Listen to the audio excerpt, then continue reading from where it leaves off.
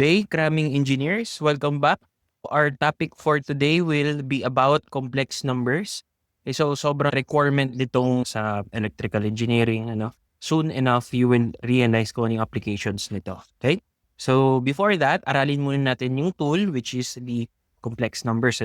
What are complex numbers? Complex numbers are a pair of numbers that are in two-dimensional space. So the first is if that is real axis nasa imaginary axis. So, ano yung imaginary axis? So, meron siyang nakamultiply na I. Okay? So, what is I? That is the square root of negative 1. Okay? So, from mathematics, alam niyo yan, imaginary number, the equivalent of I is square root of negative 1. Complex numbers are just numbers, no? For example, 2 plus 2i. So that is a complex number. Meron siyang real component and meron din siyang imaginary component. Okay? So kung ipo-plot Cartesian coordinates, so we have 1, 2 and 1, 2. So ito siya. Okay? We have 2 in the real axis and we have also 2 in the imaginary axis or in the imaginary direction. Okay? So minsan, instead na IM, it's written as J. Positive J and negative J. Minsan naman, it is positive I or negative I. Okay? So, this is sometimes called as the resistance axis and this is the reactance axis. Okay? So, later on, i-discuss natin further yan. How do we interpret or represent complex numbers? We have two representations. First one is in the rectangular form and the other is in the polar form. This is written as the real part plus bi. Okay, so this is the real and this is the imaginary part. Okay, so sa polar form, it can be represented as Z is equal to R, which is parang radius, and angle theta. Okay? So, ano lang siya guys, same thing lang siya pero different representation lang. Parang dito sa rectangular form, naka-segregate yung sa dalawang axes. You have the real part and you have the imaginary part. Dito naman sa polar form, ang kinukuha natin is hindi na yung components niya but kumbaga yung resultant, So yung hypotenuse, ito, that is your R. And that R is absolute value. Okay? Kasi dapat palaging positive yung ating. And then it's represented by also the angle theta. Okay? So with respect dito sa 0 degrees axis. Simple lang yan guys. So for example, paano natin kukunin yung polar form ng isang rectangular form na complex number. So for example, we have Z is equal to 2 plus 2i. So what is this in polar form? Drawing nyo yan, parang normal na Cartesian plane. So 2, positive 1 and 2. You have 1 and 2.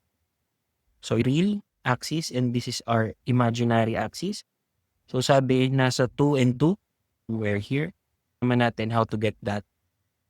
So yung R natin, that is just equivalent to A squared plus B squared and getting the square root. Okay, so sa example na to, that is just 2 squared plus 2 squared, getting the square root, that is square root of 2. So this is 4 plus 4, this is square root of 8. Okay?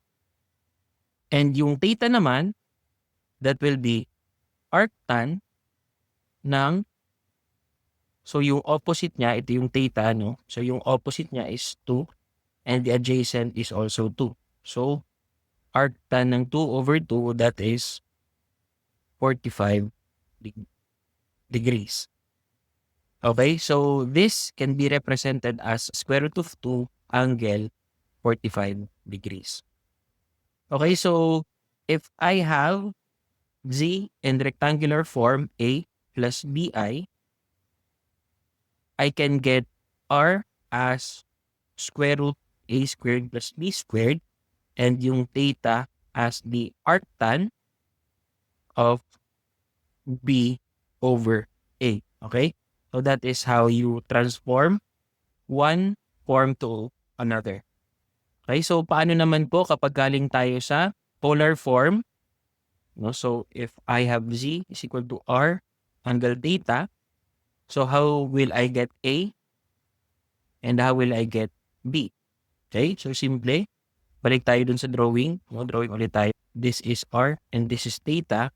To get this one, well, that is just your r cosine theta.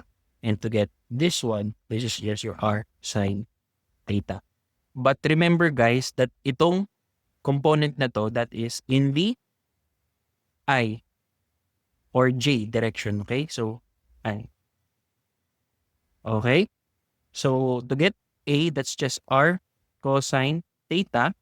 And b is just your r sine theta. Okay? So, kapag sinulat natin to in rectangular form, that is r cosine theta plus j r sine. Okay? So that's how you get, or that's how you transform from rectangular to polar and from polar back to rectangular. Okay? So punta tayo sa rules of operation. Let me just erase this. So sa rectangular form muna tayo. Paano nga ba tayo mag-add, subtract, divide, and multiply? Okay, so simple lang naman. So let's say I have z1 that is equal to a1 plus b1 I, and we have z2 as a2 plus b2 j. So paano natin i-add si z1 plus z2? Okay? So that's just simple, no? I-add lang natin yung nasa parehong axis. Okay? So to get the sum, add both a1 plus a2 and plus b1 plus b2. Subtraction naman, same lang.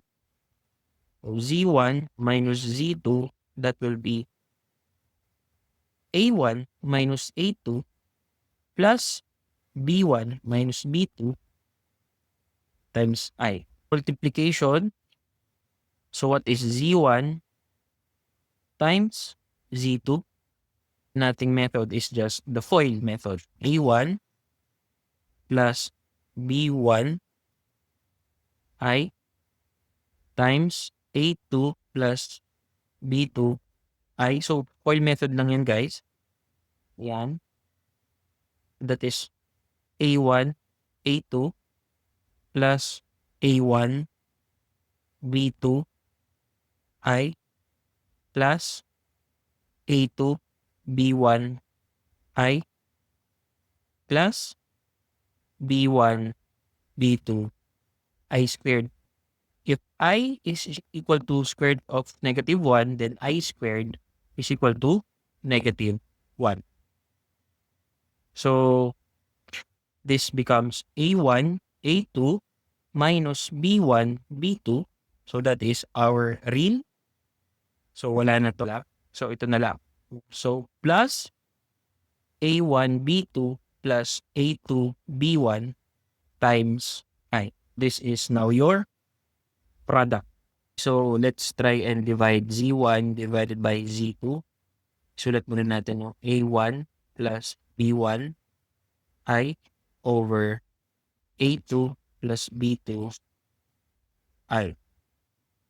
So, kapag ganyan guys, ang kailangan lang natin gawin is to, since ito ay meron tayong imaginary sa denominator, kailangan lang natin siyang i-multiply sa conjugate ng denominator. So, for example, a2 plus b2i, ang conjugate niyan is a2 minus b2i. Okay?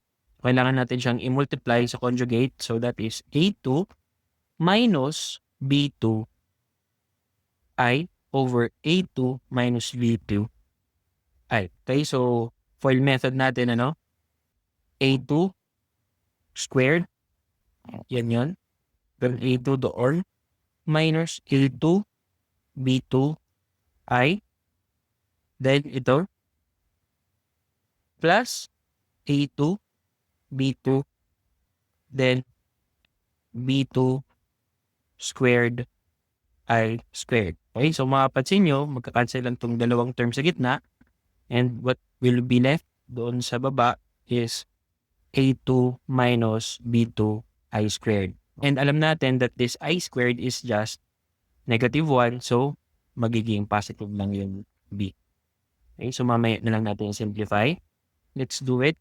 A1, A2 minus A1, B2I plus A2, B1I minus B1, B2I squared. So, simplify natin sa denominator.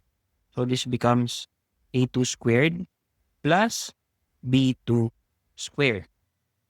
Then, this becomes, ito ay positive yun. So, A1, A2 plus B1, B2. Ito guys ay naging positive because of this. That is -1. Naging positive. Then, plus A2 B1 minus A1 B2 times I. Okay, so that is how you get V. That is equal to Z1 divided by Z2. That is for rectangular form. So, punta naman tayo sa ating polar form. Kapag addition and subtraction, natin siyang i-convert into rectangular form.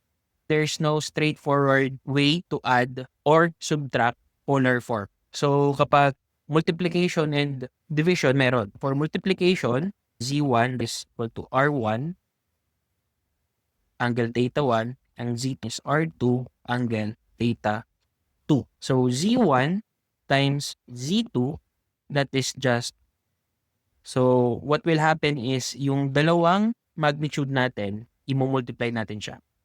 R1 times R2,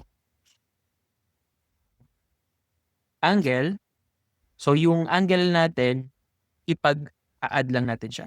Theta 1 plus theta 2. And that's it. Tapos na. Ganun kasimple. Mas madali nga no? Kapag naman, division, Z1 over Z2, that will be R1 over R2. And yung angle, that will be theta 1 minus theta 2. Well, for example, I have Z1 is equal to 2 angle 30. Ang Z2 po is 4 angle 60. Let's first get Z1 times Z2. So that's 2 times 4 angle 30 plus 60. The answer is 8 angle 90. I-divide naman natin Z2 by Z1. That will be 4 over 2 angle 60 minus 30. So this is 2 angle 30. So that will be all for this lesson.